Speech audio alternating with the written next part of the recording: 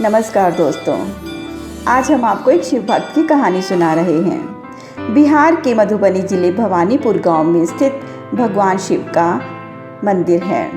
वह मंदिर उगना शिव व उग्रदेव के नाम से प्रसिद्ध है। लोगों का मानना है कि यहाँ के प्रसिद्ध कवि मैथिली के घर में भगवान शिव ने नौकरी की थी।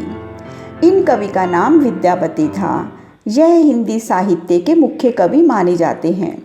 वे भगवान शिव के बहुत बड़े भक्त थे। उन्होंने भगवान शिव पर कई गीतों की रचना की है। उनकी रचनाओं और भक्ति से प्रसन्न होकर एक दिन भोलेनाथ भेष बदलकर विद्यापति के पास चले आए और उसे काम पर रखने को कहा, परंतु विद्यापति आर्थिक समर्थ नहीं थे। अतः उन्होंने उगना बने भोलेनाथ को काम पर रखने से मना कर दिया। फिर उगना के ज़्यादा कहने पर उसे 2 वक्त की रोटी के बदले में रखने को तैयार हो गए। कहा जाता है कि एक बार विद्यापति नगर के राजा के दरबार में जा रहे थे, तो रास्ते में तेज धूप व गर्मी के कारण विद्यापति का गला सूखने लगा। तो उसने अपने साथ चल रहे उगना बने शिव जी से जल लाने को कहा। तो वह थोड़ी दूर जाकर अपनी जटा में से गंगा जल ले आए।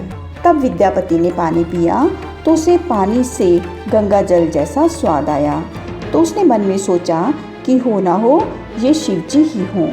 इतना कहते ही विद्यापति ने उगना के चरण पकड़ लिए और शिव जी ने उन्हें अपने असली रूप में दर्शन दिए और कहा कि मैं उगना बनकर ही तुम्हारे साथ रहूँगा।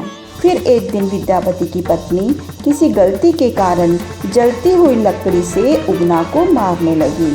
तो विद्यापति ने जल्दी से अपनी पत्नी के हाथ से लकड़ी ली और कहा कि ये क्या कर रही हो, तुम साक्षात शंकर जी को मार रही हो।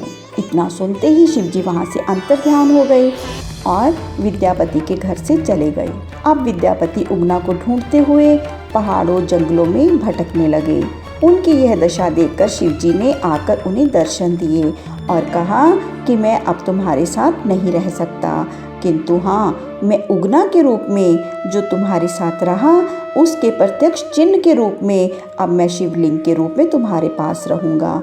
इतना कहते ही भगवान भोलेनाथ वहाँ शिवलिंग के रूप में विराजमान हो गए और वहाँ भोलेनाथ का भव्य मंदिर बना जो उगना शिव के नाम से जाना जाता है।